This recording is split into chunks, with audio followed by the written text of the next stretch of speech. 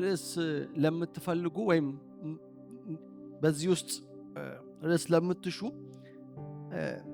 እናንተ ራሳችሁ ልትሰጡት በምትሉበት መልክ ማድረግ እፈልጋለሁ። ግን ታሪኩ በእስራኤልና በሶሪያ መካከል ያለ ጦርነት ነው። በአካብና በቤን ሃዳድ በሚባለው የሶሪያ ንጉስ መካከል ያለ ጦርነት ነው። በዛ ኮንቴክስትና አውድ ውስጥ ነውና በእንደዚህ በአንደኛ ነገሥት መጽሐፍ ውስጥ በጣም የሚበረታው ኃይል በእስራኤል ላይ የሶሪያ ኃይል ነው እና ብዙ ጊዜ ጦርነታቸው፣ ውጊያቸው፣ ሰልፋቸው ከሶሪያውያን ጋር የተገናኘና የተያያዘ ነውና አንደኛ ሳሙኤልን ሁለተኛ ሳሙኤልን ስታነቡ የፍልስጤምን ኃይል፣ የፍልስጤም እጅ፣ የፍልስጤም ጉልበት በርትቶባቸው ብዙ ጊዜ ትግሉ፣ ትንቅንቁ፣ ሰልፉሌም ከፍልስጤማውያን ጋር የሚካሄድ ነው። በአንደኛ ነገሥትና በሁለተኛ ነገሥት መጽሐፍ ግን በጣም ደግሞ ሱፐር ፓወር ሆኖ በዚህ በሚድል ኢስት በጣም ጠንካራ ኃይል ሆኖ የሚወጣው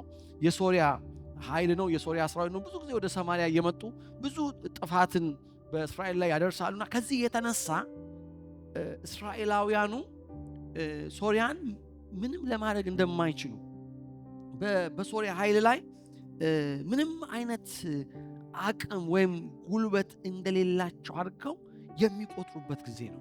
እንደዚህ አይነት ስሜት ውስጥ ገብታችሁ ታውቃላችሁ? በቃ ምንም ይሄን ተገዳዳሪ ኃይል፣ ይሄን ጉልበት፣ ይሄንን ምንም ላደርገው አልችልም የሚል እና ከፍተኛ የሆነ የመሸነፍ ስሜት ያንን ጉልበት ያንን ኃይል በቃ አሸናፊነቱ የበላይነቱን ተቀብሎ ተሸናፊ ሆኖ ተስፋ ቆርጦ የመኖር አይነት ሁኔታ ውስጥ ነው እስራኤል በዚህ ጊዜ ገብታ የምታገኙት። እና ይሄ የሶሪያ ንጉስ ቤን ሃዳድ የሚባለው ሰው የሚያግዙትና የሚረዱት ከሱ ጋር አብረው የቆሙ ወደ 32 የሚደርሱ ነገስታት አሉ። 32 ኪንግስ። አስቡት ምን ማለት እንደሆነ። ማለት it's a coalition of forces። በጣም ብዙ መንግስታት አንድ ላይ ሆነው አብረው ሆነው እናንተ ደግሞ እንደ አንድ በጣም እንደ ተሸነፈ አቅም እንደሌለው ጉልበት እንደሌለው ህዝብ ሽንፈታችሁን የነሱን የበላይነት ተቀብላችሁ ባላችሁበት አውድ ውስጥ እግዚአብሔር ሲታደጋችሁ ማለት ነው። እግዚአብሔር ሲያድን ማለት ነው። እና የሚገርማችሁ በዚህ በምዕራፍ 20 ቁጥር 3 ላይ ይሄ የሶሪያ ንጉስ ቤን ሃዳድ የሚባለው መልእክተኛ ወደ አካብ ይልካል እና መልእክተኛው መጥቶ የሚለውን ላንብብላችሁ። መጀመሪያ ቤን ሃዳድ እንዲህ ይላል፣ መልእክተኞቹን ልኮ ማለት ነው። ብርና ወርቅህ የኔ ነው፣ የሚያማምሩትም ሚስቶችህና ልጆችህም የኔ ናቸው። ብሩም ወርቁም የኔ ነው፣ ያንተ ነው። እሺ እንዳለ ብርና ወርቁ እኮ ነው። የሚያማምሩት ሚስቶችህና ልጆችህም የኔ ናቸው ማለት አስቡት። አሁን አንድ ሰው ብርህም ወርቅህም የኔ ነው፣ ሚስትህም ልጆችህም የኔ ናቸው ማለት ምንድነው? አሁን ለእናንተ የቀረው? እኔ የሚገርመኝ የእስራኤል ንጉስ አካብ የሚመልሰው ነው። ንጉሱ ጌታዬ ሆይ ልክ እንዳልከው ነው፣ እኔም ሆን የኔ የሆነ ሁሉ ያንተ ነው ማለት በዚህ ታሪክ ውስጥ የምታዩትና የምትመለከቱት አተርሊ ዲፊትድ የሆነ ሰው አይደል?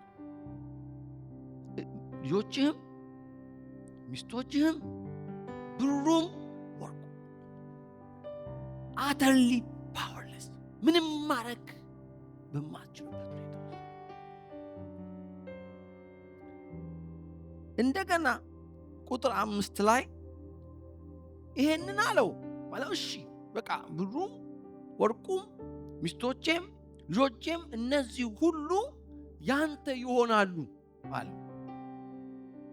እንደገና መልእክተኞችን ልኮ ቤንሃዳድ የሚለው ይህ ነው፣ ብርህንና ወርቅህን ሚስቶችህንና ልጆችህን እንድትሰጠኝ ልኬብህ ነበር። ሆኖም ነገ በዚህ ጊዜ ቤተ መንግሥትህንና የሹማምንትህን ቤቶች እንዲበረብሩ ሹማምንቴን እልካቸዋለሁ። እነርሱም ማናቸውንም ላንተ ዋጋ ያለውን ሁሉ በእጃቸው በማስገባት ይወስዱታል። ይሄ አይነት ሁኔታ ውስጥ ሆናችሁ ብሩም የኔ ነው፣ ወርቁም የኔ ነው፣ ልጆችህም የኔ ናቸው፣ የሚያማምሩ ሚስቶችም እነሱም የኔ ናቸው እና ነገ እልካለሁ፣ ሹማምንቶቼን እልካለሁ እና ቤቱን ሁሉ ይበረብሩታል እና ማናቸውንም ላንተ ዋጋ ያላቸውን ነገሮች ማናቸውንም ቫልዩ የምታደርጋቸውን ማናቸውንም ጉዳዮች በእጃቸው በማስገባት ይወስዱታል። እና እንደዚህ አይነት ማለት ለመከላከል ሚስቶቻችሁን ለመከላከል ልጆቻችሁን ለመከላከል ንብረታችሁን ለመከላከል ሕይወታችሁን ለመከላከል የማትችሉበት ሁኔታ ውስጥ ጠላት ደግሞ በንቀት ነገ መልእክተኞችን እልካለሁ መኳንንቶችን እልካለሁ ቤትን ሁሉ ይበረብራሉ ያንተ ዋጋ አለው የምትለውን ማንኛውንም ነገር ይወስዱታል። እንደዚህ አይነት ተግዳሮት ሲገጥማችሁ ምንድነው የምታደርጉት? ማለት ፓወርለስ ቤትህን ለመከላከል ልጆችን ለመከላከል ትዳርህን ለመጠበቅ ኑሮህን ሕይወትህን ለመከላከል የማትችልበት አይነት ተግዳሮት ሲያጋጥማችሁ እዚህ አይነት ሁኔታ ውስጥ ነው። እንደዚህ ባለ አውድ ውስጥ እንደዚህ ባለ ሁኔታ ውስጥ ስትገቡ እና በእንደዚህ አይነት ሁኔታ ውስጥ ስትገኙ እግዚአብሔር የሚያደርገውን ትድግና ነው ዛሬ ማሳያችሁ። እግዚአብሔር የሚያደርገው ትድግና በጣም የተሸነፈ እጁን የሰጠ በቃ ጠላቶቹ የፈለጉትን በሕይወቱ እንዲያደርጉ የፈቀደ አይነት ነው የሚመስለው ሰውየው። ምንም እነዚህን ኃይላት ልንከላከል ልናሸንፍ ልንቋቋማቸው አንችልም። የፈለጉትን የወደዳችሁትን አድርጉ ያማራችሁን ነገር አድርጋችሁ መሄድ ትችላላችሁ የሚል አይነት ሁኔታ ውስጥ በገባበት በዚህ ወቅት እግዚአብሔር የሰጠውን ምክር እግዚአብሔር የሰጠውን አቅጣጫ አደራረግ አሰራር እንድንመለከት እንጸልይ። እግዚአብሔር ሆይ እናመሰግንሃለን። ዛሬ ምናልባት እንዲህ በሚሰማቸው ፓወርለስ እንደሆነ በብዙ ጥቃት ውስጥ በብዙ ተግዳሮት ውስጥ በብዙ ፈተና ውስጥ የትኛውንም የሕይወታቸውን ክፍል ጉዳይ ነገር ከጠላት ለማስጣል እንደማይችሉ በጠላት እጅ እንደወደቁ ለሚሰማቸው ሴትና ወንድ ልጆችህ ዛሬም ተስፋ እንዳለ ዛሬም አዳኝ እንዳለ ዛሬም ታዳጊ እንዳለ እንዲያስተውሉ ተስፋ እንዲያገኙ እግዚአብሔር ሆይ በጌታ በኢየሱስ ስም በዚህ ቃል ውስጥ እንድትናገራቸው እለምንሃለሁ። እግዚአብሔር ሆይ ሰማዩንና ምድሩን ሁሉ የፈጠርክ ታላቅና ገናና የሆንክ አምላክ እግዚአብሔር ሆይ በጌታ በኢየሱስ ክርስቶስ ስም እንደገና የቅዱሳንን እምነት እግዚአብሔር በዚህ ውስጥ እንድታነሳው እግዚአብሔር ጠላት በንብረታቸው ጠላት በጤናቸው ጠላት በትዳራቸው ላይ ጠላት በሥራ ቦታቸው ላይ ጠላት በሁኔታቸው ላይ የበላይነት ያገኘ በመሰለበት ጊዜ ውስጥ አንተ ደግሞ ማዳንህ ትድግና እግዚአብሔር በማምጣት የቅዱሳንን ሕይወትና አገልግሎት ኑሮ እንድታስቀጥለው ጌታ እግዚአብሔር ሆይ እጅን እንድታመጣውና እንድትልክ በዚህ ቃል ውስጥ እንደገና ኃይል እንዲያገኙ እንደገና ተስፋ እንዲያገኙ እንደገና ጉልበት እንዲያገኙ አይቻልም አይሆንም በቃ ብለው ተስፋ ከቆረጡበት እጃቸውን ከሰጡበት ሁኔታ ውስጥ የሚያወጣ በዚህ ደረጃና በዚህ ልክ ጌታ እግዚአብሔር ቤታቸውን ንብረታቸውን ጤንነታቸውን ሕይወታቸውን ትዳራቸውን ልጆቻቸውን ስራቸውን አገልግሎቶቻቸውን ሁሉ የኔ ነው የሚለውን እግዚአብሔር ሆይ ጌታ እግዚአብሔር የበላይነት በሕይወታቸው ያገኘ የመሰለውን ነገር ከላያቸው ላይ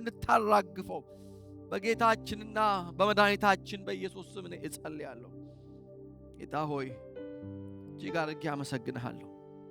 ክብር ላንተ ይሁን በጌታ በኢየሱስ ክርስቶስ ስም አሜን። this is the context የዚህ ምዕራፍ አውድ ይሄ ነው። አሁን መግቢያው ላይ ነገርኳችሁና የሶሪያ ንጉስ ቤንሃዳድ መላ ሰራዊቱ ሁሉ በአንድ ሰብስቦ ይሄንን ቻሌንጅ ነው ለአካብ የሚሰጠው እና ሰማርያን ከቦ በሚያስጨንቅበት በሚወጋበት እና ብሩም ወርቁም ሚስቶቹም ልጆቻችሁ ሙሉ የኔ ናቸው ብሎ ክሌም በቃ የዚህን ያክል እስራኤል በተዋረደበት በእንደዛ አይነት አውድ ውስጥ እነሱ ይሄንን በተቀበሉበት ጌታዬ ብሎ እኮ ነው የሚጠሩት።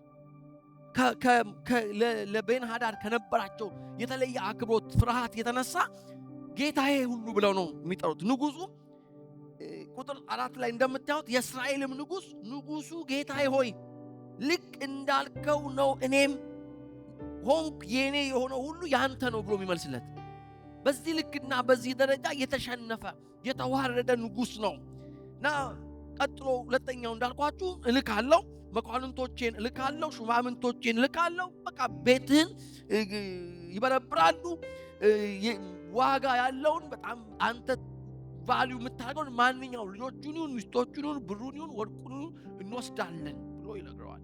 እና ይሄ የእስራኤል ንጉስ የሀገሩን ሽማግሌዎች ጠርቶ ቁጥር 7 ላይ የእስራኤልም ንጉስ የሀገሩን ሽማግሌዎች ጠርቶ ይህ ሰው እንዴት ጠብ እንደሚፈልግ ታያላችሁ። ሚስቶቼንና ልጆቼን ብሬንና ወርቄን እንዳስረክበው በጠየቀኝ ጊዜ አልከለከልኩትም።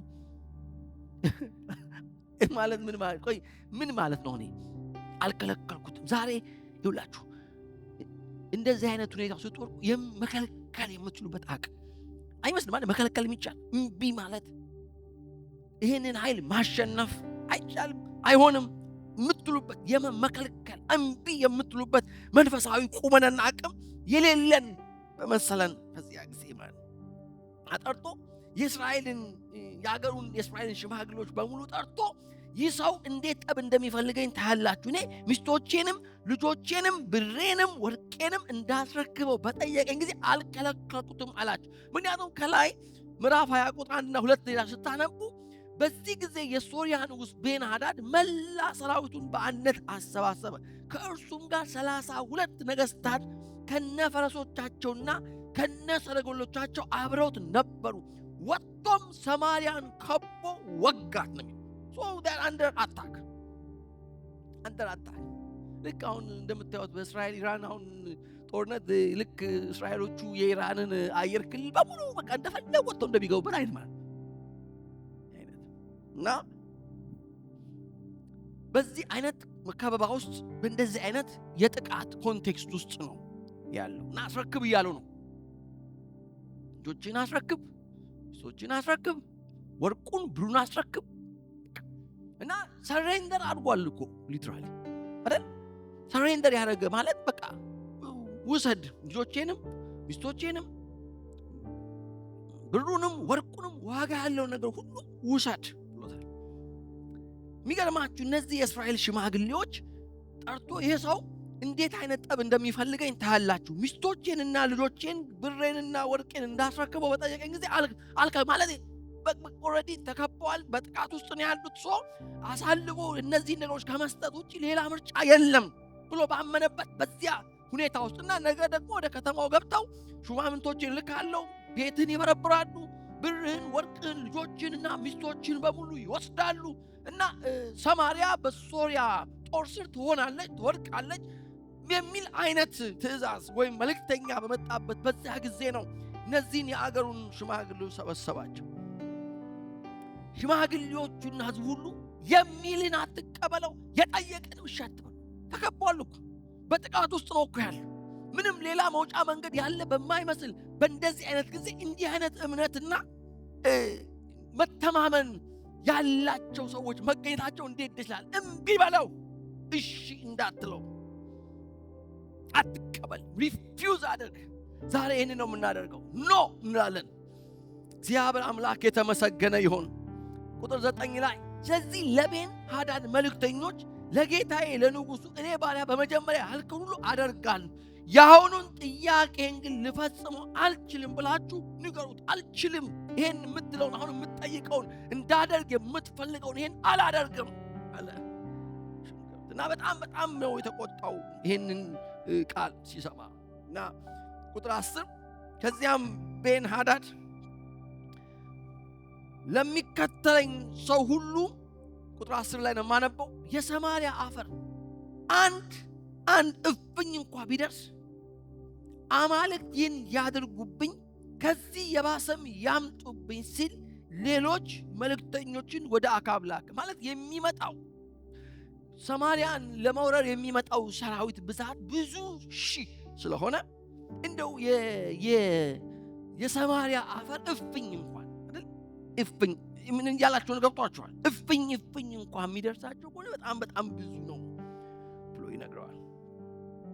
የእስራኤል ንጉሥ ታጥቆ ለጦርነት የሚወጣ ሰው የጦር ትጥቁን እንደፈታ ሰው መደንፋት የለበትም ብላችሁ አሁን ምን አገኘ? ከሬጅ እግዚአብሔር ይመስገናል። ድፍረት ሲያገኝ ያ ብሩን እሰጣለሁ ያለ ሰው ወርቁን እሰጣለሁ፣ ሚስቶቼን እሰጣለሁ፣ ልጆቼን ያለ ሰው አሁን ደግሞ ከሬጅ አገኘ። እግዚአብሔር ይመስገን። ተበረታታ፣ እምቢ በል፣ እሺ እንዳትል። እግዚአብሔር ይመስገን። ዛሬ ይሄንን መንፈስ እግዚአብሔር በላያችን ላይ ያድርግ። እምቢ የሚል መንፈስ፣ አሳልፌ አልሰጥም የኔን ነገር የሚል መንፈስ፣ ብሩን፣ ወርቁን፣ ልጆቼን፣ ሚስቶቼን፣ ኑሮዬን፣ ትዳሬን ለጠላት አሳልፌ አልሰጥም። የተሸነፉ ይመስላሉ፣ ተከበዋል። በጥቃት ውስጥ ነው ያሉት። እጅግ ብዙ ሰራዊት ነው።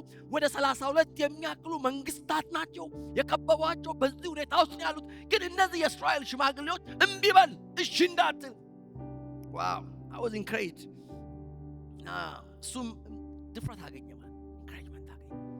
ተበረታታ፣ እምቢ የሚልበት አቅም አንዳንዴ እኮ ያስፈልጋል። እንዲህ የሚያደርገው ኖ በል፣ እሺ እንዳትል፣ እሺ እንዳትል፣ ኖ በል፣ እምቢ በል፣ እምቢ በይ፣ እምቢ አሳልፌ አልሰጥም ሕይወቴን፣ ኑሮዬን፣ ትዳሬን፣ ልጆቼን እንዲህ የሚል የሚጋድል ኖ አይኖ በከባ ውስጥ ነን። አዎ በጥቃት ውስጥ ነን። አዎ ወደ 32 የሚሆኑ መንግስታት ናቸው በዙሪያችን የሰፈሩት።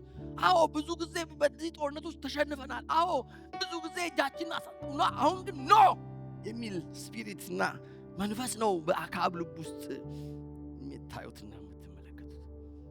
በዚህ ጊዜ እግዚአብሔር ይመስገን አንድ የእግዚአብሔር ሰው ቁጥር 13 ላይ በዚያን ጊዜ አንድ ነቢይ እግዚአብሔር ይመስገን ወደ እስራኤል ንጉሥ ወደ አካብ መጥቶ እግዚአብሔር እንዲህ ይላል። እምቢ ስትሉ እስካሁን እኮ ነቢይ የለም። እስካሁን የእግዚአብሔር ቃል የለም።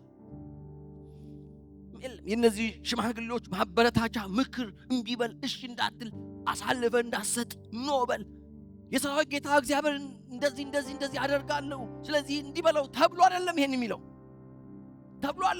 ልክ ይሄ የመበረታታትና የመደፋፈርን መንፈስ ሲያገኝ እግዚአብሔር ነብይ ልክለትና እግዚአብሔር እንዲህ ይላል፣ ይህንን ብዙ ሰራዊት ታያለህን?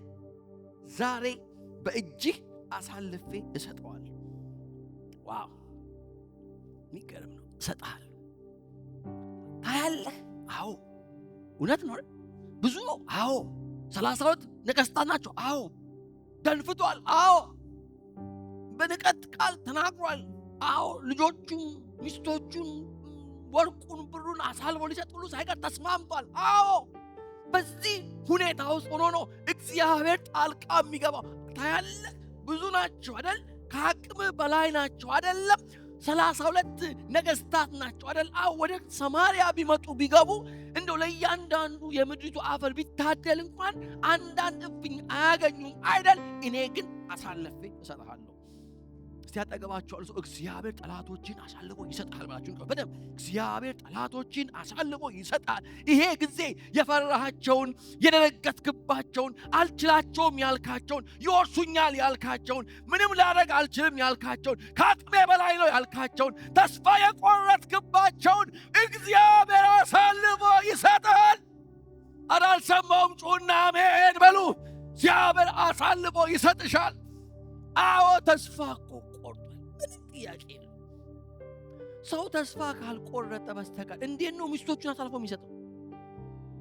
ይጋድላል እንጂ ነው የመጨረሻውን ተጋድሎ ያደርጋል እንጂ በቃ ማለት እኮ የመጨረሻ ተስፋ ሲቆርጥ የሚያደርግ እንደማይችል፣ እንደማያሸንፍ፣ እድል እንደሌለ አተርሊ ሆፕለስ እንደሆነ ሲሰማው የሚያደርገው የሚወስነው እኮ ወርቁንም እሰጣለሁ፣ ብሩንም እሰጣለሁ፣ ሚስቶቼንም እሰጣለሁ፣ ልጆቼንም እሰጣለሁ ብሎ ባለበት በዚያ አውድ ውስጥና በዛ ሁኔታ ውስጥ ከአቅሜ በላይ ነው፣ ከችሎታዬ በላይ ነው፣ ከኔ ዝግጅት በላይ ነው፣ ይሄንን ሰራዊት ገጥሜ ላሸንፍ የምችልበት ሁኔታ የለም ባላችሁበት በዚያ ጊዜ ታያለህ። አዎ አያለው። የሰራዊት አምላክ እግዚአብሔር እንደዚህ ይላል፣ አሳልፌ እሰጥሃለሁ ይላል እግዚአብሔር። ተስፋ የቆረጣችሁበትን ነገር አሳልፎ ይሰጣችኋል። በቃ እርግጠኛ ናችሁበት። አዎ ወድቄያለሁ፣ ከዚህ በኋላ አማራጭ ሌላ መንገድ የለም፣ መውጫ የለም ብላችሁ ተስፋ በቆረጣችሁበት ጉዳይ ላይ፣ በተስማማችሁበት ጉዳይ ላይ እግዚአብሔር ይመጣል።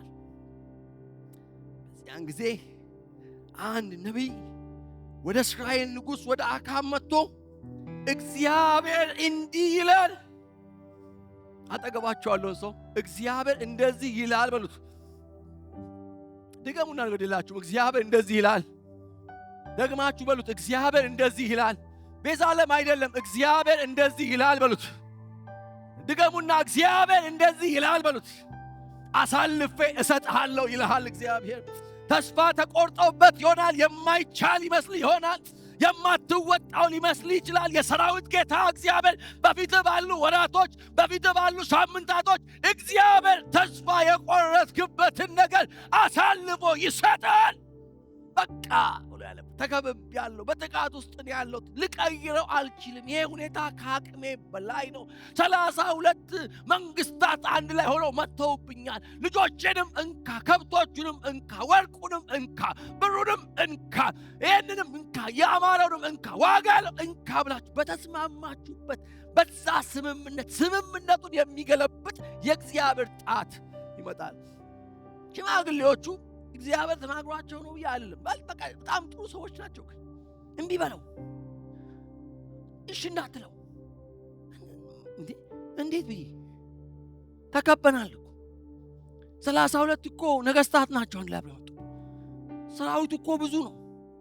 ነገረው እኮ ቢመጡ ቢከቡ ቢሰፍሩብህ የሰማሪያ አፈር እንኳን ቢከፋፈል፣ አፈራውን ታውቃላችሁ ብዙ ነገር ነው። ቢከፋፈል እንኳን እብኝ እንኳን አይደርሳቸው ማለት እጅግ እንዳንበጣ ነው የምንሰፍርብህ። በዚህ ሁኔታ ውስጥ ዛሬ በእጅህ አሳልፌ እሰጥሃለሁ። ለምን ነው እግዚአብሔር የሚያደርገው ይሄንን? ከዚያም እኔ እግዚአብሔር መሆኔን ታውቃለህ። ተስኦል አልቲሜትሊ እግዚአብሔር በሕይወታችሁ የሚሰራው የሚያደርገው ምንም የትኛውም ተአምራት፣ የትኛውም ድንቅ፣ የትኛውም ማዳን፣ የትኛውም ትድግና ዓላማው እናንተ እግዚአብሔርን እንድታውቁ ማድረግ ነው። that is the purpose። ቁጥር 14 አካብ ይህንን የሚያደርገው ማን ነው? በጣም ጥሩ ጥያቄ ነው። ማን ነው የሚያደርገው? ገብቷችኋል? ጥያቄው ማን ነው የሚያደርገው ነው ማለት እግዚአብሔር አሳልፌ እሰጥሃለሁ ብሎታል። አሁን ሄዶ የሚገጥመው ማን ነው? It's a big question። አካብም ነብዩ ሲለው ይህንን የሚያደርገው ማን ነው ሲል ጠየቀው። በጣም የሚገርማችሁ ቀጥሎ ያለውን መልስ ተመልከቱ። ነብዩም እግዚአብሔር እንዲህ ይላል፣ ይህንን የሚያደርጉት የየአውራጃው አዛዥ የሆኑ ወጣት መኮንኖች ናቸው አሉ። ምን የሚያደርጉት? ይህንን ሰራዊት ገጥመው የሚያሸንፉት በጣም ኤክስፒሪየንስድ የሆኑ የጦር ልምድ ያላቸው፣ የአመራር ችሎታ ያላቸው፣ በጣም ጉልበት ያላቸው፣ ዕውቀት ያላቸው እንደሱ አይደሉም። በየአውራጃው ያሉ ወጣት አዛዦች፣ የየአውራጃው አዛዥ ሆኑ ወጣት መኮንኖች ናቸው። እንዴ ጥያቄው እኮ ለአካብ ማን ነው ይሄን የሚያደርገው? ምን ማን ነው? አሁን ይህን ሰራዊት ገጥሞ ድል የሚያመጣው ማን ነው? አሳልፌ እሰጥሃለሁ አልከኝ፣ ግን ሄዱ እነዚህን ገጥሞ የለማ። ይሄንን ሊያደርግ የሚችል ኃይልም ጉልበትም በእጁ ላይ የለም። ስለዚህ በምን ኃይልና በምን ጉልበት በየትኛው ሰራዊት ነው አሁን የሶሪያን ጦር ገጥመን የምናሸነው? እንዴት ነው? ትክክል እኮ አንዳንዴ እንደዚህ እግዚአብሔር አሁን እንዲህ አደርጋለሁ ሲል ከየት ነው የምታመጣው? አሁን ነገ በዚህ ሰዓት ሚሊዮነር ትሆናለህ ብል ምን ትሉት? አትሉ ነገ በዚህ ሰዓት አሁንም የለ አይደል? ነገ በዚህ ሰዓት ግን አንተ ሚሊዮነር ነው የምትሆነው። ጥያቄው ምን የሚሆነው? ከየት ነው የሚመጣው? እንዴት ነው የሚመጣው? ጥያቄው ትክክል ነው። እሱ የሚያስበው አሁን ይህንን ብርቱ ኃያል ስብር ቁጥር የሌለውን ብዙ የሆነ ከሱ ችሎታና አቅም በላይ የሆነ ምናልባትም ከዛ በፊት በተደጋጋሚ ጦርን ገጥመው የተሸነፈባቸው ድል ያጠቁት ኃይላት ስለሆኑ አሁን ይህንን ብርቱ ወደ 32 ያህል ነገስታት አብረው አንድ ላይ መጥተው በዚህ ቁጥር በዚህ ልክ በዚህ መጠን ሰልፍ የወጡብን ያጠቁን የከበቡንን እኔም ተስፋ ቆርጬ እሰጣለሁ ብዬ አልኳቸው እነዚህን አሳልፈ የምትሰጠኝ ከሆነ ማን ነው ወጥቶ የሚገጥማቸው ብሎ በጠየቀው ጊዜ ነብዩ የሰጠው ወጣት መኮንኖች አሉ። የየአውራጃው አዛዥ የሆኑ ወጣት መኮንኖች አሉ። በጣም ኤክስፒሪየንስ። ከዛ ተቆጠሩ እኮ የሚገርማችሁ ተቆጠሩ እነሱ ራሳቸው። በኋላ ቁጥር 15 ላይ ስለዚህ አክዓብ የየአውራጃው አዛዥ የሆኑትን 232 ወጣት መኮንኖችን ጠራ። ስንት መልሱ? ስንት ናቸው? 200። ከኔ ማለት እንዴት አድርጋችሁ ነው በ232 መኮንን እንደ ባህር አሸዋ የሆነን እንደ ሰማይ ከዋክብት የሆነን እንዲህ የሚፎክር ወደ 32 ነገስታት አንድ ላይ ግንባር ፈጥረው መጥተው እያጠቁ ባለበት በዚህ ሰዓት በእነዚህ ነው ድል የምሰጥህ? በወጣቶች ያንግ ኢንኤክስፒሪየንስድ በሆኑ የጦር መሪዎች ነው። ደግሞ ቁጥራቸው ስንት ነው? 300 ሺህ 400 ሺህ አይደለም 300 ምናምን 230 ነው ያልኳቸው። 232 ቁጥር 15 ላይ የየአውራጃው ጡጣሽና ስለዚህ አክዓብ የየአውራጃው አዛዥ የሆኑትን 232 ወጣት መኮንኖችን ጠራ ይላል። ሰበሰበ። ከዛ እነዚህም በአጠቃላይ 7000 ሌሎች እስራኤላውያን ከዚያም የቀሩትን እስራኤላውያንን ሰበሰበ። እነዚህም በአጠቃላይ 7000 ነበሩ ይላል። 7000 አርሚ አንደር 232 በሚሆኑ ኦፊሰሮች የጦር መኮንኖች ስር የሚመራ 232 የጦር መኮንኖች ከፊት 7000 የሚሆን እስራኤላዊ በዚህም ቁጥር ነው አሳልፎ የሚሰጥ። እግዚአብሔር ድል ሊሰጣችሁ ሲፈልግ ቁጥር ጉዳይ አይደለም።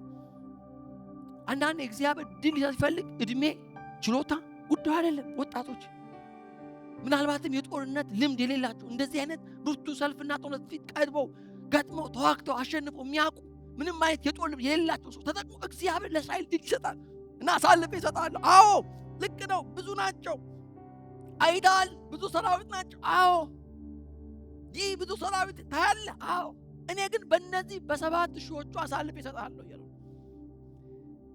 አክዓብ ሁለተኛ ጥያቄ ይጠይቃል። ታዲያ ጦርነቱን የሚጀምረው ማን ነው?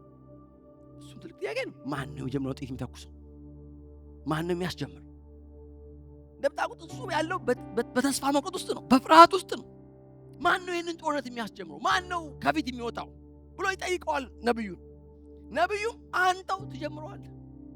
የፈራውን ሰውዬ ብሩን፣ ወርቁን፣ ልጆቹን፣ ሚስቶቹን ሁሉ ሰጣለሁ ብሎ የተስማማውን እሱኑ ያንን የተሸነፈ የመሰለውን የደከመ የመሰለውን የተዋረደ የመሰለውን የማይችል የመሰለውን ተስፋ የቆረጠ ያንን ራሱን እግዚአብሔር ታሪክን የሚቀይረው ሌላ ሰው ተጠቅሟል። አንተን ራስን ተጠቅሞ እግዚአብሔር መቀየር ይችላል። አንተን ራስህን አንተን የምትጀምረው።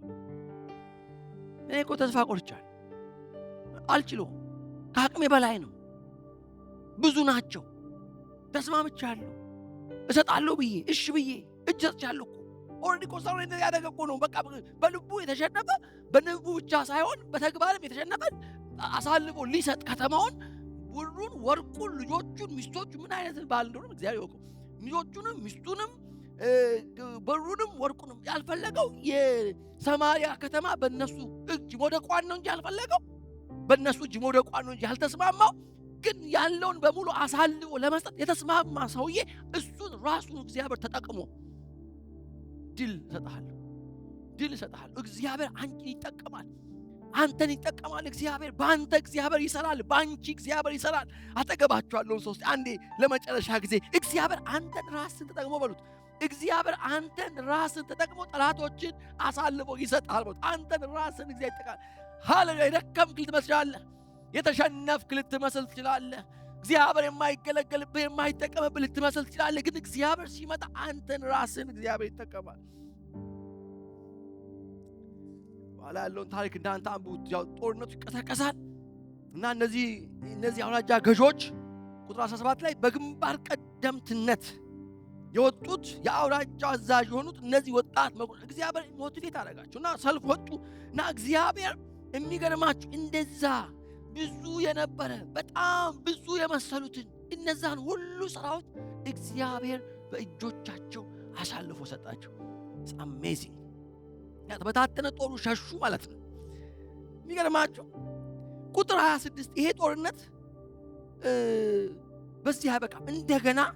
እንደገና ሁለተኛ ጊዜ ደግሞ ቁጥር 26 በተከታይም የጸደይ ወራት ቤን ሃዳድ ሶርያውያንን አሰባስቦ እስራኤልን ለመውጋት ወደ አፌቅ ወጣ ይላል።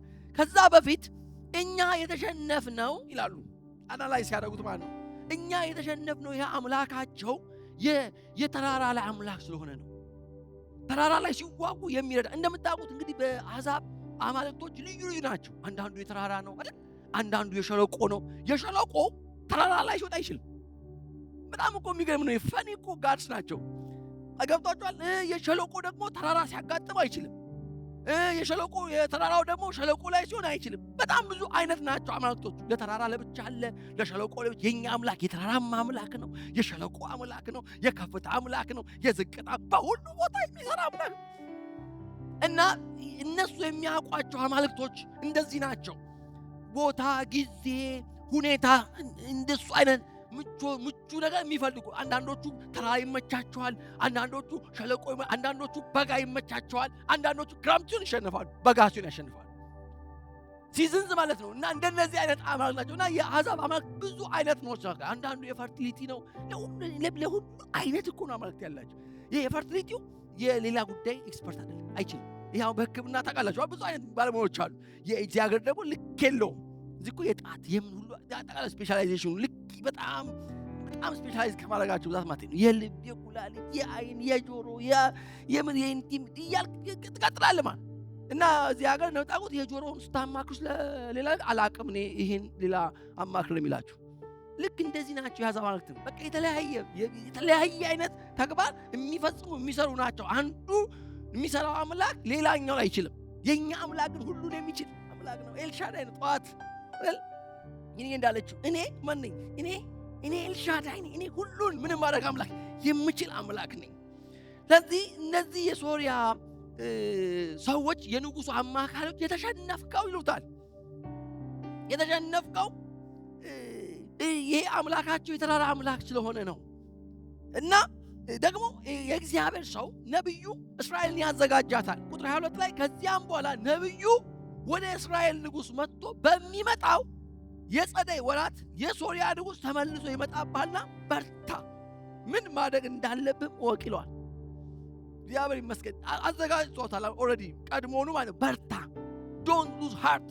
ለምን ይሄ ቃል ያስፈልገዋል? በርታ የሚለው ቃል ያስፈልገዋል። እንዳያችሁ ደክሞ የነበረ ዝሎ የነበረ ተስፋ ቆርጦ የነበረ አልችልም ብሎ የነበረ ኦልሬዲ ሚስቶቹን፣ ልጆቹን፣ ወርቁን፣ ብሩን አሳልፎ ሊሰጥ ተስማምቶ የነበረ ሰው አሁን ታሪክ ተቀይሮ ጠላቶቹን እግዚአብሔር አሳልፎ ሰጥቶት ድል ሰጥቶት በዚህ ሁኔታ ውስጥ ብዙ ምርኮ የሰበሰበ ሰው እግዚአብሔር እኮ ታሪክ ሲቀይር እኮ ይቀይራል።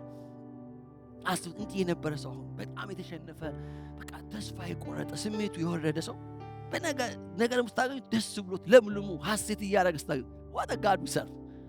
እንደዛ አይነት ሰው በቃ አሳልፎ ሊሰጥ ተስማምቶ የነበረ በቃ አለቀ በቃ ብሎ ጨርሶ የነበረ ሰው ጣልቃ ገብታችሁ ስትታደጉት ታስታውሳላችሁ። የኤልሳዕ ሴት በቃ ይመጣብኛል አሁን ይወስዷል ልጆቼን በቃ በዕዳ ተይዛ አይደለም ታውቀዋለህ ነብዩ ጌታ የሚፈራ ሰው እንደነበረ ብላ በምትልበት በዚያ መካከል እግዚአብሔር ጣልቃ ገብቶ ሪሊፍ ሰጥቶ ሲታደግ ሲያድን እንዲህ ሊሆንብኝ ነው ብለህ ፈርተህ ሰክተህ በቃ ተሸንፈህ ልብ ወድቆ ከዚህ በኋላ ህይወት አይቀጥልም። ከዚህ በኋላ ተስፋ የለም። በቃ ሁሉ ነገር አብቅቷል። ምንም ኦልተርኔቲቭስ የለም፣ ምርጫ የለም ባልክበት በዚያ መሃል እግዚአብሔር መጥቶ እኔ አለሁ ሲል ታሪክ ሲቀየር ሲለወጥ ተስፋ ሲቀጥል ብርታት ስታገኝ እምነት ስታገኝ ክብር ለእግዚአብሔር ይሁንለት።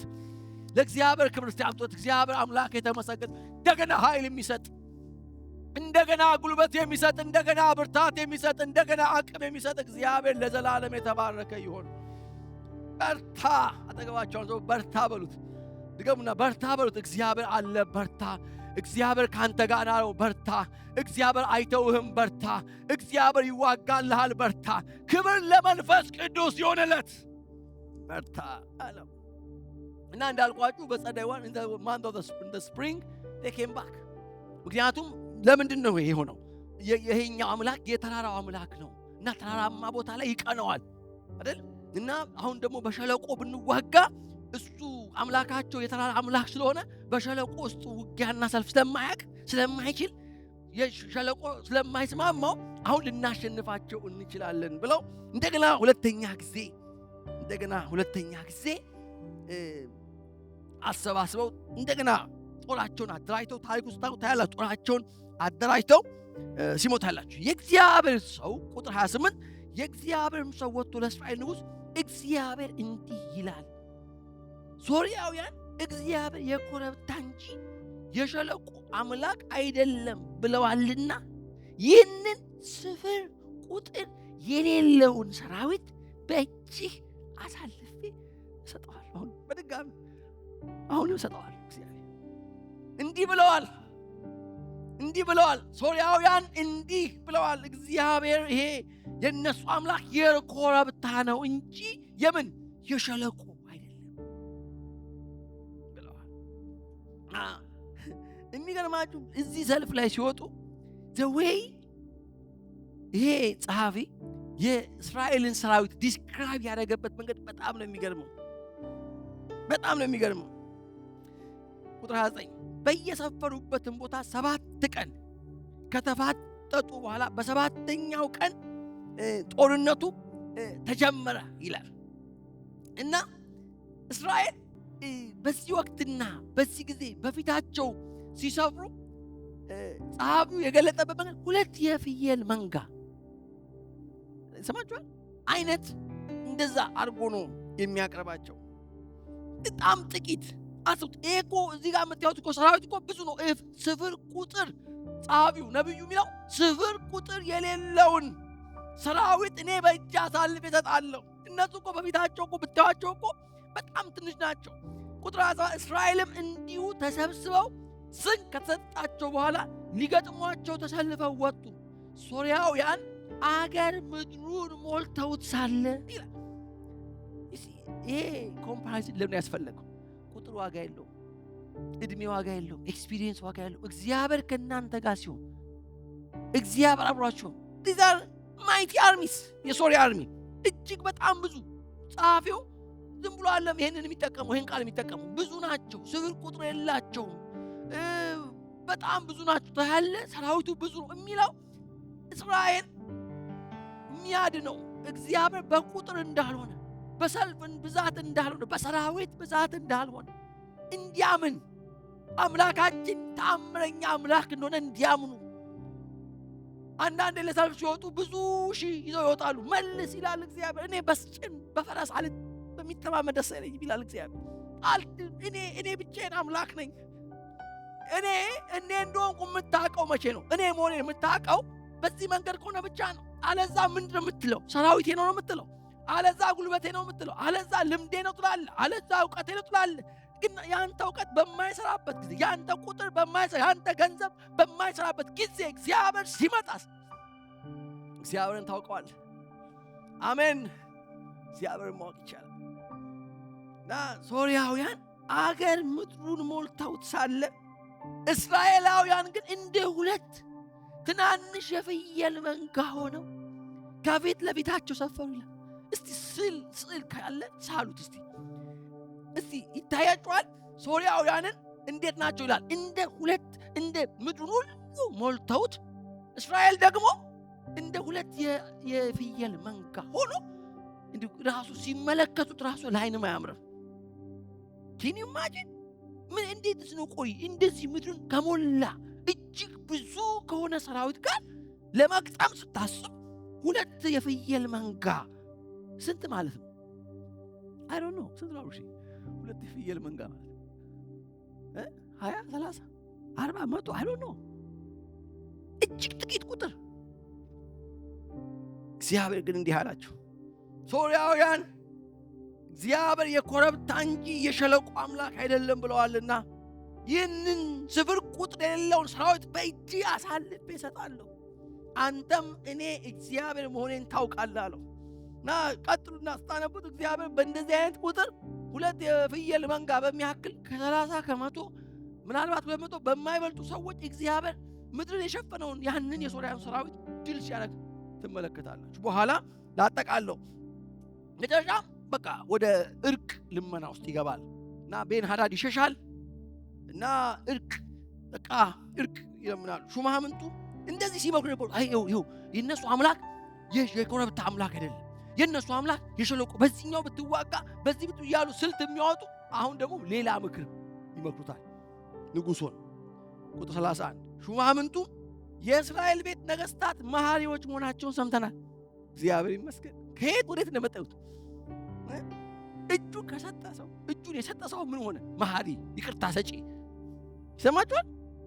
እግዚአብሔር ሲመጣ እንዲህ ነው የሚሆነው ታሪክ። አሜን። ሲያጠጋችሁ ታሪክ ይቀለበጣል፣ ታሪክ ይቀየራል። መንፈሴ ላይ እንዲህ የሚል ቃል ይመጣል፣ ታሪክ ይለወጣል። ንገሩ ሲያጠጋችሁ ታሪክ ይገለበጣል። ማለት እንደዚህ አይደል? ለማኝ ተለማማጭ አይደል? ሲጀምር ታሪኩ በምን ነው የሚጀምረው? በምን ነው የሚጀምረው ታሪኩ? በምን ነው የሚጀምረው? በሽንፈት ተከበናል፣ ተጠቅተናል። ስለዚህ ሚስቶችንም አምጣ፣ እሺ እሰጣለሁ፣ ልጆችን እሰጣለሁ፣ ወርቅና ብሩን እሰጣለሁ። ጌታዬ የሚለው ሰውዬ አሁን ደግሞ ምን ሆነ? ይቅርታ ተጠያቂ፣ ይቅርታ ተለማኝ፣ ምህረት ሰጪ። አሜን ነው ወይ? ጩና እግዚአብሔር ታሪክን ይለውጣል። በሲ አልሰማችሁ? እግዚአብሔር ታሪክን ይለውጣል። እግዚአብሔር ሲመጣ ታሪክ ይቀየራል። ታሪክ ለማኙ ሰጪ ይሆናል። ፈሪው ደፋር ይሆናል። አሜን። የተሸነፈው ባለድል ይሆናል። ዲኖ ነው እና በቃ አሁን የሚሻለው ያው እንደምታውቀው የእስራኤል ነገስታት በጣም ቸርና መሐሪዎች ናቸው፣ ሩሆች ናቸው። ይቅር እንዲሉን እንዲምሩን አለው። በጣም እኮ የእስራኤል ቤት ለዛውም ይሄን በማድረጉ አካብ ተቀጥቷል። ይሄን ስላደረገ ማለት እንዲያጠፋ ስላዘና ይሄን በማድረጉ ተቀጥቷል። በኋላም ለራሱ ጥፋት ምክንያት ሆኖበታል። ይሄ ጉዳይ ውስጥ አልገባም። ግን የእስራኤል ቤት ነገስታት መሐሪዎች መሆናቸውን ሰምተናል። አሁንም እንነሳና አቤት እግዚአብሔር እንዲህ አይነት ዘመን ያምጣላችሁ። አለ ጠላቶቻችሁ ለማኞች አድርጎ በፊታችሁ ያቀርብላችሁ። እግዚአብሔር ያስጨነቃችሁ፣ ግራ ያጋባችሁን፣ ሞታችሁን ያስመኛችሁን ነገር ላው ላይ ቆማችሁበት እሱ ለማኝ እናንተ ተለማኝ፣ እሱ ተሸናፊ እናንተ አሸናፊ፣ እሱ ከእናንተ እግር በታች እናንተ ከሱ በላይ ሆናችሁ እግዚአብሔር ያሳያችሁ። ይህን በረከት ውሰዱና አሜን በሉት። ያሳያችሁ እግዚአብሔር። አስቡት እንደዚህ አይነት ሁኔታ ውስጥ የነበረ ልመና ውስጥ የነበረ የተሸነፈ አሳልፌ እሰጣለሁ፣ ከብቶቹን እሰጣለሁ፣ ላሞቹን እሰጣለሁ፣ ሚስቶቼን እሰጣለሁ፣ ልጆቼን እሰጣለሁ፣ ብሩንም ብቻ ወደ ከተማ ያትምጣ እንጂ ከተማዬ በአንተ እጅ አይውደቅ እንጂ ምንም ያልከው ሁሉ እሰጣለሁ፣ ብርበራው ይቅርብኝ እንጂ ብሎ ያለ ሰውዬ አሁን ምህረት ሰጪ፣ አሁን ተለማኝ ሆነ። እግዚአብሔር ይመስገን። አሁንም አሉ መካሪዎቹ ሹማምንቱ አሁንም እንነሳና እንዲሁ አስቡት። አሁን ትልቅ ሀገር ትልቅ መንግስት አሁን እንዲህ ኢትዮጵያ ቢለምን አሁን ተሸንፎ ማለት ምን የሚሰማችሁ መስላችኋል? ቆምላችሁ አይደል? አሁን በዚህ በእስራኤል እና ኢራን ዋር ያው የእስራኤል ጦር በጣም ፓወርፉል ነው፣ በጣም እንትን ነው የምታዩት ነው። አየሩ እንደፈለገ ምናምን እንዲህ ተገለባብጦ ሌላ ሀገር ቢሆን ምን ማለት ነው? በጣም በቃ ያሸንፋል የምትሉት ይሸነፋል የምትሉት ያሸንፍ ማለት ነው ይሄ እና ሹማምንቱም የእስራኤል ቤት ነገስታት መሐሪዎች መሆናቸውን ሰምተናል። አሁንም እንነሳና በወገባችን ላይ ማቅ ታጥቀን በራሳችንም ላይ ገመድ ጠምጥመን ወደ እስራኤል ውስጥ እንሂድ፣ ምናልባትም ሕይወትህ በዚህ መንገድ ይተርፍ ይሆናል። እንደዛ አይነት ፎካሪ እንዲህ የእስራኤል አፈር የእስራኤል የሰማርያ አፈር ቢታደል አይደለም ቢታደል ለእያንዳንዱ ሰው እፍኝ እንኳን ይገኝ ይሆናል ብሎ የፎከረውን ሰውዬ ለማኝ ያደረገው የእግዚአብሔር መምጣት ነው። የእግዚአብሔር ጣልቃ ገብነት ነው። እግዚአብሔር እንደዚህ በሕይወታችሁ ያደርግላችሁ። ነገር እንዲህ በሕይወታችሁ ላይ የተገለበጠ ይሁን። እግዚአብሔር እንዲህ አይነት ሁኔታ ጠላቶቹን አምጥቶ እንዲለምኑ። ቁጥር 32 እነርሱም በወገባቸው ላይ ማቅ ታጥቀው በራሳቸውም ላይ ገመድ ጠምጥመው ወደ እስራኤል ንጉሥ በመሄድ አገልጋይህ ቤንሃዳድ ማን ነበር ያለው? መጀመሪያ ግን ማን ነበር ያለው? አክዓብ ጌታዬ አይደል ያለው? አሁንስ ማን ጌታ ማን አገልጋይ ሆነ? ተገለበጠ። ማን ጌታው አገልጋይ፣ አገልጋዩ ጌታ የሚያደርግ ማለት ዋት ሚራክል። ለጌታ ክብር ታመጣላችሁ። ነገር እንዲህ የሚለውጥ የሚቀይር አምላክ አገልጋይ እሱ እኮ አይደለም። ቤንሃዳድ እኮ አይደለም ጌታ ይበለኝ ያለው። ተሸንፎ ኦልሬዲ መሸነፉን ተቀብሎ አምኖ ለመልእክተኞቹ ምን ብሎ የጻፈላችሁ? ምን ብሎ ያላቸው መልእክተኞቹ? ንጉሥ ጌታዬ ሆይ፣ እስራኤል ንጉሥ አክዓብ ነው የሚለው።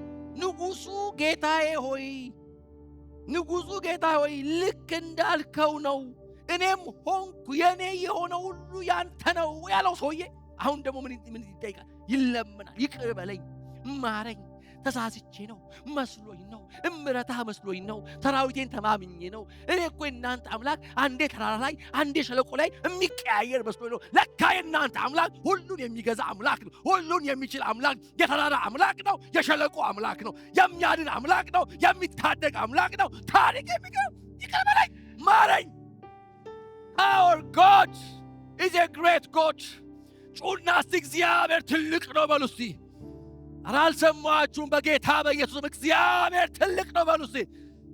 ከዚህ በላይ መጮህ ስላላችሁ እግዚአብሔር ትልቅ ነው በሉ እስቲ።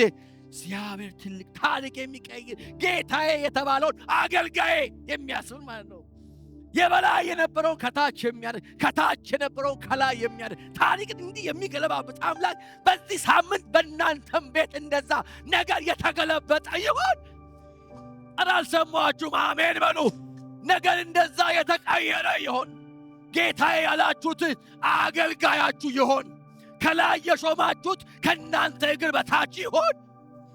እንደዚህ ነገሮችን የሚቀይር የሚለውጥ አምላክ ነው።